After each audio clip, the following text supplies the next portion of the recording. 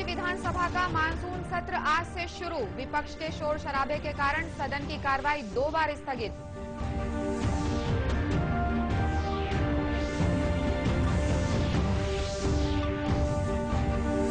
मुख्यमंत्री ने e governance के तहत डिजिटल हस्ताक्षर युक्त भू अभिलेख ऑनलाइन योजना का किया शुभारंभ।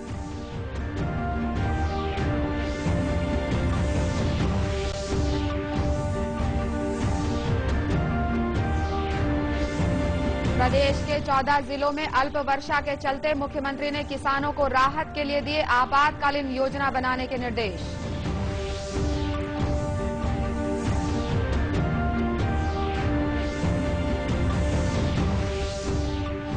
और अपराधों पर नियंत्रण के लिए राजनांदगांव पुलिस ने गठन किया महिला फौज का। साइबर क्राइम और ठगी जैसे मामलों की रोकथाम भी करेगी महिला फौज।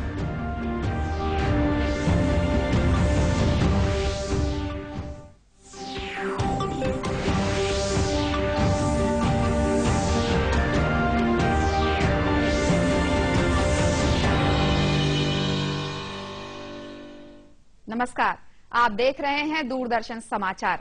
मैं हूं अनुराधा दुबे। अब समाचार विस्तार से। राज्य विधानसभा के मानसून सत्र के पहले दिन आज किसानों के मसले पर सदन की कार्रवाई 2 बार स्थगित हुई। प्रश्नकाल में कांग्रेस के धनेंद्र साहू ने प्रदेश में किसानों द्वारा कथित आत्महत्या का मामला उठाया, जिसका जवाब देते हुए संसदीय सचिव गोवर्धन मांझी ने कहा कि किसी भी किसान ने खराब फसल या कर्ज के कारण आत्महत्या नहीं की है। इस बीच कांग्रेस के भूपेश बघेल समेत विपक्षी सदस्यों ने इस मुद्दे पर शोर शराबा किया, जिसमें सदन की कार्रवाई 2 बार स्थगित की गई। सरकार की ओर से संसदीय कार्य और ग्रामीण विकास तथा पंचायत मंत्री अजय चंद्राकर ने कांग्रेस की पूर्ववर्ती सरकार से वर्तमान सरकार की उपलब्धियों की तुलना करते हुए कहा कि राज्य में सिंचाई रकबा पहले जो केवल 17% था, आज बढ़कर 34% हो गया है। उन्होंने कहा कि प्रदेश के किसानों को 0% ब्याज दर पर कर्ज मिल रहा है। कांग्रेस विधायकों ने पंचायत मंत्री के आरोपों को असंवेदनशील बताते हुए हंगामा कर दिया, जिस पर विधानसभा अध्यक्ष गौरीशंकर अग्रवाल ने सदन की कार्रवाई 3 बजे तक के लिए स्थगित कर दी। मुख्यमंत्री डॉक्टर रमन सिंह ने आज विधानसभा में पूरे प्रदेश के लिए डिजिटल हस्ताक्षर युक्त भू अभिलेख ऑनलाइन निःशुल्क प्रदाय योजना का शुभारंभ किया। इस बीच छत्तीसगढ़ सरकार ने ई गवर्नेंस के तहत अनेक डिजिटल योजना का शुभारंभ किया है। योजना के बाद अब किसानों को जानकारी के लिए भटकना नहीं पड़ेगा। किसानों को आगामी से भू अभिलेख प्राप्त हो जाएगा। योजना के शुभारंभ मौके पर विधानसभा अध्यक्ष गौरीशंकर अग्रवाल, राजस्व मंत्री प्रेम प्रकाश पांडे सहित अनेक वरिष्ठ अधिकारी उपस्थित थे। डॉक्टर सिंह ने कोयला आधारित ताप बिजली घरों से निकलने वाली राख का उपयोग खदानों के गड्ढों को भरने और ईंट निर्माण में करने का सुझाव दिया था। मुख्यमंत्री ने अपने संबोधन में साल वृक्षों पर हर 20 साल में साल बोरर नामक तना छेदक कीड़ों के हमलों को रोकने के लिए अनुसंधान कार्यों को बढ़ावा देने की बात कही थी। डॉक्टर सिंह ने क्षतिपूर्ति वृक्षारोपण के लिए केंद्र की कैंपा निधि के उपयोग के लिए राज्यों को अधिक स्वतंत्रता देने और विकास परियोजनाओं के लिए फॉरेस्ट क्लियरेंस के अधिकारों का विकेंद्रीकरण करने का सुझाव भी सम्मेलन में दिया था। राष्ट्रीय हरित न्यायाधिकरण ने अपने भोपाल घोषणा पत्र में मुख्यमंत्री डॉक्टर रमन सिंह के 4 महत्वपूर्ण सुझावों को शामिल किया है। पिछले दिनों भोपाल में एनजीटी के छत्तीसगढ़, मध्य प्रदेश और राजस्थान पर केंद्रित क्षेत्रीय सम्मेलन में मुख्यमंत्री ने अपने सुझाव दिए थे।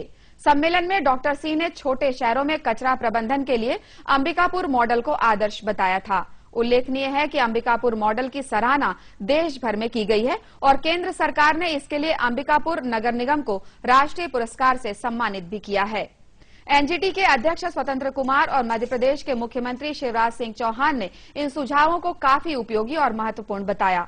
सम्मेलन के बाद एनजीटी के भोपाल घोषणा पत्र में श्री सिंह के इन सुझावों को शामिल किया गया है। खबरों का सिलसिला आगे भी जारी रहेगा। फिलहाल वक्त है एक छोटे से ब्रेक का।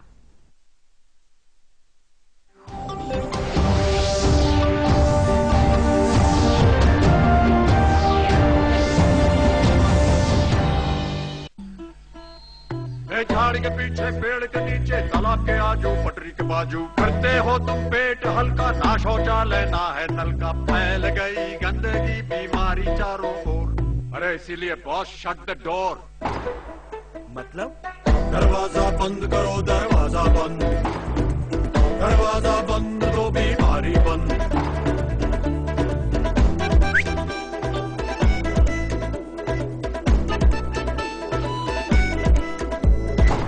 बात समझ में आई तो ही लाओ अपनी मुंडी। शौच करना है तो बंद करो भाई कुंडी। शौचालय का उपयोग कीजिए और भारत को स्वच्छ बनाइए। दरवाजा बंद, दरवाजा बंद, दरवाजा बंद। क्यों भाई साहब, कहां चले? कब से चिल्ला रहे हैं दरवाजा बंद, दरवाजा बंद, दरवाजा बंद। सुनाई नहीं दे रहा? इधर आइए, इधर घुसिए, अंदर चलिए। हाँ? अरे खुले में शौच जाइएगा तो बीमारी खुल के फैलेगी। दरवाजा बंद तो बीमारी बंद। ठीक कह रहे हैं ना? शौचालय का उपयोग कीजिए और भारत को स्वच्छ बनाइए। साबुन से हाथ धो लीजिएगा।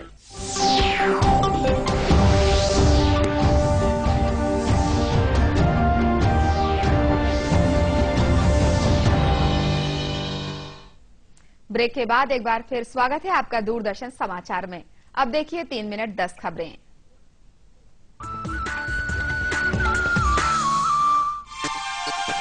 बीजापुर जिले में कलेक्टर और पुलिस अधीक्षक ने माओवाद मोर्चे पर शहीद हुए जवानों के परिवारों तथा परिजनों की विभिन्न समस्याओं को सुना और उनके समाधान का आश्वासन दिया।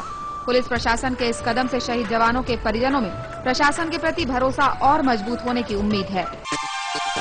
नगरीय प्रशासन मंत्री अमर अग्रवाल ने बिलासपुर में सहकार भवन का लोकार्पण किया। इस अवसर पर श्री अग्रवाल ने विद्युत कर्मचारियों की साख सहकारी संस्था के रजत जयंती वर्ष की शुभकामनाएं दी और कहा कि परस्पर सहयोग की भावना हर समस्या का समाधान है।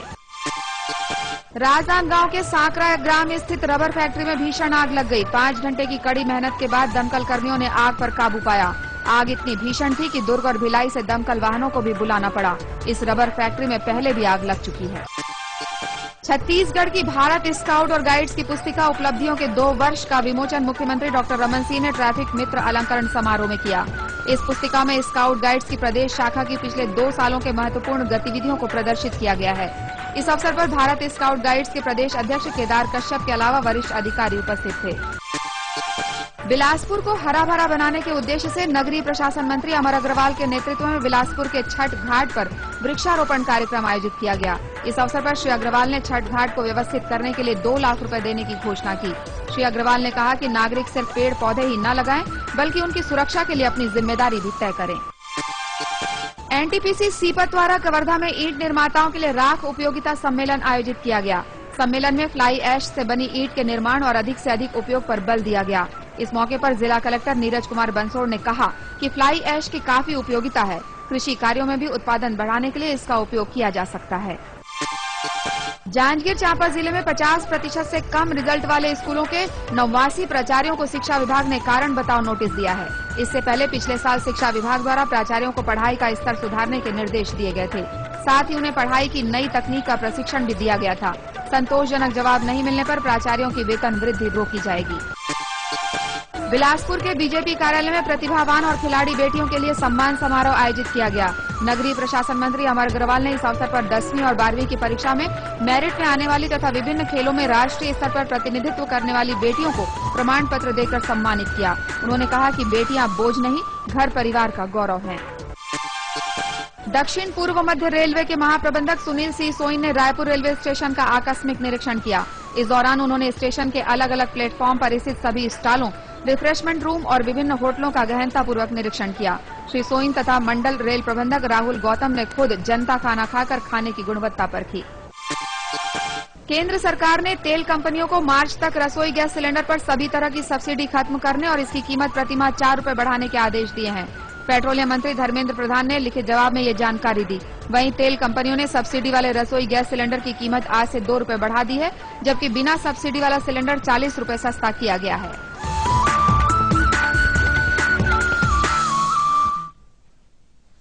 अब कुछ खबरें विस्तार से। मुख्यमंत्री डॉक्टर रमन सिंह ने राज्य के 14 जिलों की 29 तहसीलों में तुलनात्मक रूप से कम बारिश को देखते हुए किसानों की मदद के लिए आपातकालीन कार्ययोजना बनाने के निर्देश दिए हैं। इस बीच मुख्य सचिव विवेक ढांड ने वीडियो कॉन्फ्रेंसिंग के जरिए इन 14 जिलों के संभागीय कमिश्नरों और कलेक्टरों की बैठक ली तथा इन क्षेत्रों में खरीफ फसलों की स्थिति की समीक्षा की। उन्होंने 50 से 70% तक कम वर्षा वाले तहसीलों की नहरों में जलाशयों से पानी छोड़ने के निर्देश दिए ताकि धान और अरहर की फसलों को बचाया जा सके। मुख्य सचिव ने कहा कि इन क्षेत्रों में ट्यूबवेल चलाने के लिए विद्युत व्यवस्था सुचारू रखी जाए। बैठक में कृषि विभाग के संचालक एमएस करकेट्टा ने भी कृषि संबंधी सलाह जिला कलेक्टरों को दी। वीडियो कॉन्फ्रेंसिंग के दौरान विभिन्न विभागों के वरिष्ठ अधिकारी उपस्थित थे। समाज में बढ़ते अपराधों के प्रति लोगों को जागरूक करने में महिलाओं का अहम योगदान हो सकता है। इस बात को ध्यान में रखते हुए राजनांदगांव पुलिस ने खैरागढ़ के 60 गांवों की महिलाओं को महिला फौज का हिस्सा बनाया है। इन महिलाओं को साइबर क्राइम से लेकर शराबियों को सबक सिखाने मामलों में पुलिस प्रशासन द्वारा प्रशिक्षित किया जाएगा। पुलिस प्रशासन ने मां बमलेश्वरी जनहित महिला समूह की सहायता से महिला फौज का दस्ता तैयार किया है। इस संबंध में महिला समूह की खैरागढ़ अध्यक्ष सुशीला साहू ने बताया कि पुलिस के साथ मिलकर काम करने से महिलाओं के हौसले भी अब बुलंद होंगे।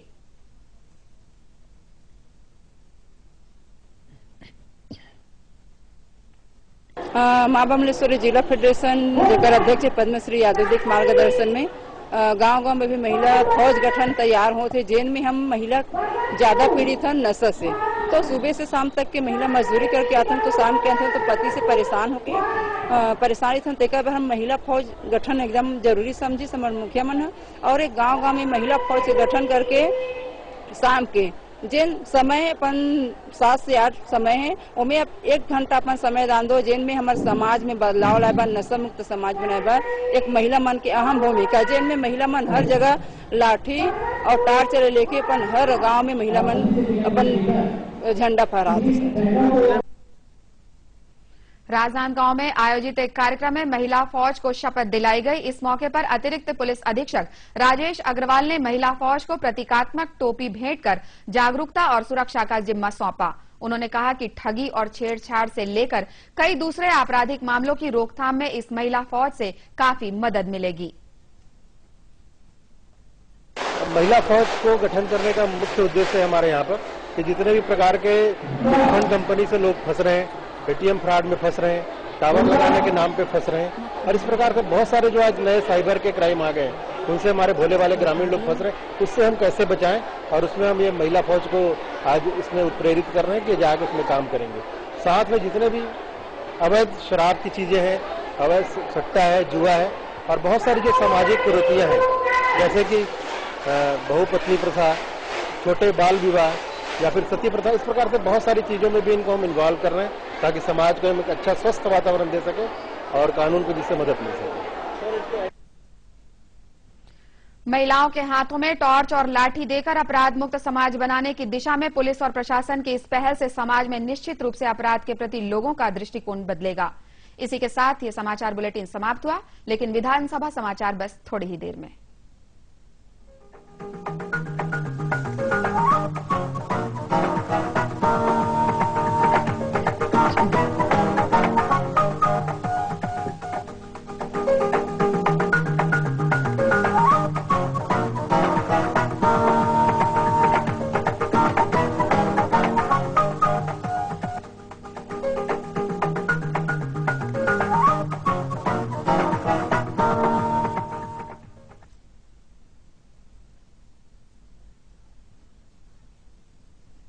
राज्य विधानसभा का मानसून सत्र आज से शुरू हो गया। सदन की कार्रवाई की शुरुआत केंद्रीय मंत्री अनिल माधव दवे और संयुक्त मध्य प्रदेश विधानसभा के सदस्य जितेंद्र प्रताप बहादुर सिंह को श्रद्धांजलि के साथ हुई। सदन ने अमरनाथ यात्रा पर आतंकी हमले में मारे गए श्रद्धालुओं और पिछले दिनों मृत किसानों को भी श्रद्धा सुमन अर्पित किए। श्रद्धांजलि के बाद 5 मिनट के लिए कार्रवाई स्थगित की गई।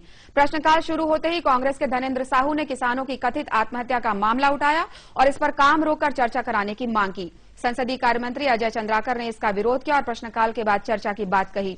विधानसभा अध्यक्ष गौरीशंकर अग्रवाल ने परंपरा का हवाला देते हुए प्रश्नकाल के बाद इस विषय पर चर्चा की बात कही। कांग्रेस के भूपेश बघेल ने कहा कि प्रदेश में किसान आत्महत्या कर रहे हैं, इस विषय पर तत्काल चर्चा शुरू की जाए। इसके बाद कांग्रेसी विधायक अपने सीट पर खड़े होकर नारेबाजी करने लगे। विधानसभा अध्यक्ष गौरीशंकर अग्रवाल ने कहा कि प्रश्नकाल हो जाने दें, फिर चर्चा करा ली जाएगी। बावजूद इसके कांग्रेस विधायकों का हंगामा जारी रहा, जिसे देखते हुए विधानसभा अध्यक्ष ने 10 मिनट के लिए कार्रवाई स्थगित कर दी। हंगामे की वजह से आज सदन में प्रश्नकाल नहीं हो सका। सदन की कार्रवाई दोबारा शुरू होते ही कांग्रेस ने फिर से चर्चा की मांग उठाई। संसदीय सचिव गोवर्धन मांझी ने कहा कि किसानों द्वारा आत्महत्या कृषि संकट या कर्ज की वजह से नहीं बल्कि शराब, पारिवारिक विवाद और अस्वस्थता है। कांग्रेस के भूपेश बघेल का कहना था कि देश भर में आत्महत्या और हत्याओं का दौर चल रहा है और स्थिति भयावह है। श्री बघेल ने सरकार की बीमा योजना को असफल बताया। विपक्ष के प्रश्न का जवाब देते हुए पंचायत और ग्रामीण विकास मंत्री अजय चंद्राकर ने पूर्ववर्ती कांग्रेस और वर्तमान सरकार की तुलना करते हुए कहा कि राज्य में सिंचाई का रकबा 17% से बढ़कर 34% हो गया है। किसानों को 0% ब्याज दर पर कर्ज मिल रहा है। पंचायत मंत्री ने कांग्रेस पर किसानों की आत्महत्या के राजनीतिकरण का आरोप लगाया। कांग्रेसी विधायकों ने इसे असंवेदनशील बताते हुए हंगामा कर दिया। इसके बाद विधानसभा अध्यक्ष श्री अग्रवाल ने सदन की कार्रवाई 3 बजे तक के लिए स्थगित कर दी। कार्रवाई फिर से शुरू होने पर कांग्रेस ने पंचायत मंत्री से माफी की मांग की। नेता प्रतिपक्ष टीएन सिंहदेव ने कहा कि पार्टी अध्यक्ष और नेता प्रतिपक्ष के लिए ऐसे असंवेदनशील आरोप लगाने पर मंत्री को माफी मांगनी चाहिए। इस पर कांग्रेस विधायकों ने नारेबाजी जारी रखी। इस बीच किसानों को लेकर सदन में चर्चा जारी है। इसी के साथ विधानसभा समीक्षा समाप्त हुई। नमस्कार।